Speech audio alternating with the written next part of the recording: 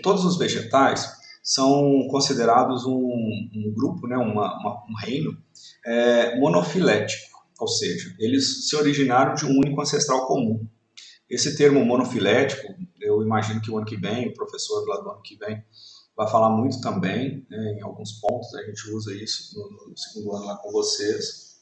E a gente, no segundo ano, além disso, fala sobre um pouco de evolução, genética, e é mais um ponto a se destacar essa fala, né, da filogenia. E aqui, então, hoje nós vamos começar a falar sobre as briófitas, que nada mais é que um grupo de plantas, mas que tem características muito peculiares que as distingue das demais plantas, dos demais vegetais. O referido reino vegetal, ele é um dos maiores reinos que existe na natureza. Ele só perde em número de espécies para o reino animal.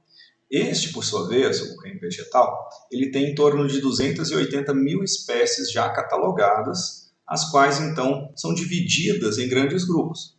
Esses grandes grupos são classificados de acordo com características dos seus integrantes. Características peculiares colocam as plantas em um desses 4 grupos. São eles, então, briófitas, pteridófitas, gimnospermas e angiospermas. E são as briófitas o nosso tema primário agora. Nosso primeiro ponto de comentário se refere ao grupo das briófitas.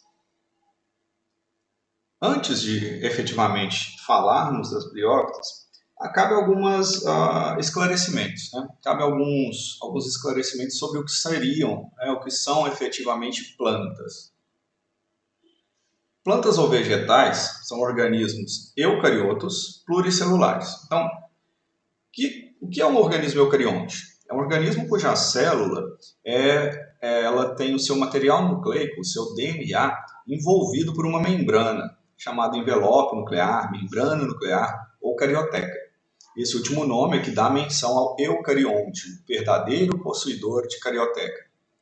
Eles são também pluricelulares, ou seja, não existe nenhum vegetal formado por uma única célula. Todos eles são formados por conjuntos de células que trabalham simultaneamente para que o organismo se mantenha vivo.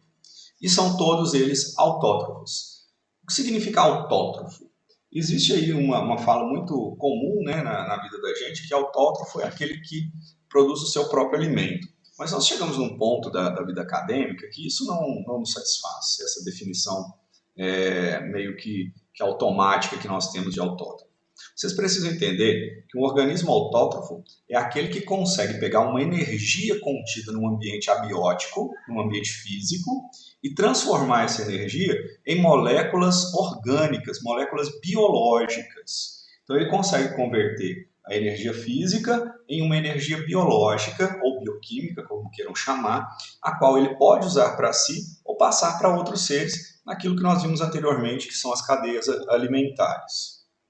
Então, são organismos, as plantas são organismos cujas células podem conter diversos tipos de pigmentos, dentre eles pigmentos fotossintetizantes, que são chamadas de clorofilas, esses pigmentos são as clorofilas, do tipo A e B, e outros pigmentos chamados de pigmentos acessórios, que têm colorações distintas e podem estar presentes nas plantas, exuberando essa coloração em raízes, em folhas, em flores, né? Dentre eles nós podemos destacar os carotenoides, que são muito comuns, né? Todo mundo já deve ter ouvido falar de carotenoide, e as ficobilinas, entre vários outros flavonoides que nós podemos também comentar.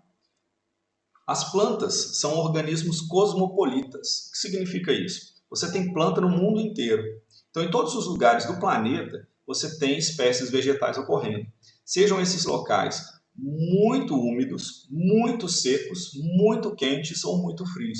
Alguma espécie vegetal está ali presente e garante, então, essa colocação de cosmopolita para as plantas. Então, elas podem ser encontradas também dentro e fora d'água, sendo que a maioria das espécies são espécies que vivem fora da água, precisam da água para sobreviver, mas não necessariamente vivem na água.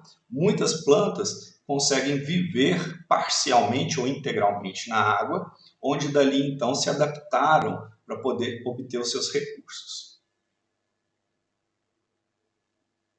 Bem, aqui na imagem vocês veem o sistema de classificação das plantas. Então temos aqui plantas. As plantas podem inicialmente serem divididas em dois grupos, as criptógamas e as fanerógamas.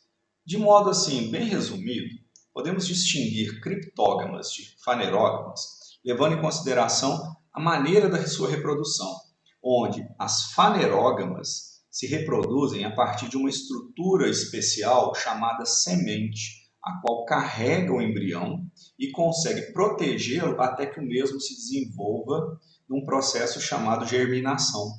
Já as criptógamas não, elas não dispõem dessa semente. O processo reprodutivo delas envolve, muitas das vezes, um período, melhor dizendo, de alternância de geração, onde não se tem então a presença da semente. As criptógamas são divididas em dois grupos, embriófitas, que será o primeiro a ser estudado, e posteriormente, em outro momento, estudaremos as pteridófitas. A principal diferença entre elas é o fato de que as briófitas são plantas mais simples, desprovidas de vasos condutores de seiva, enquanto as pteridófitas são plantas um tanto quanto mais desenvolvidas e são providas de vasos condutores de seiva. Esses vários vasos condutores de seiva, posteriormente, estarão também sendo encontrados nos outros grupos. E aí, então, aqueles que os possuem, ou seja, as plantas que têm vasos condutores de seiva, são chamadas genericamente de traqueófitas. Mas voltando às briófitas. As briófitas são divididas em dois tipos diferentes de grupos que veremos daqui a pouco. Os musgos e as hipáticas ou hepáticas, como bem queiram chamar, né? Hepáticas, como bem queiram chamar. E as pteridófitas são as filicíneas, as licopodíneas e as equisetíneas, que também falaremos no momento oportuno.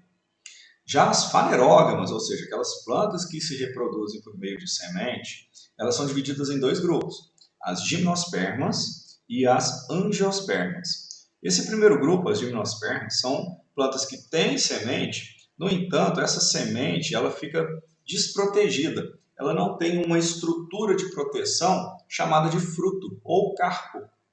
Esse fruto ou carpo ele é encontrado somente nas angiospermas, que por sua vez é o maior grupo vegetal existente, que também é subdividido. No caso das angiospermas, elas são subdivididas em dois grupos, as monocotiledôneas e as dicotiledôneas. Características mais peculiares veremos à frente, mas de grosso modo, só para poder atender a alguma curiosidade de vocês, monocotiledôneas são aquelas plantas que têm uma das suas características a semente que não é dividida em duas partes iguais, em duas facetas iguais, situação que acontece com as dicotiledôneas. As dicotiledôneas, por sua vez, têm a semente que pode ser dividida em dois lados iguais, como é o caso do feijão, que vocês bem conhecem aí de outras aulas e conhecerão melhor aí nas práticas a serem feitas.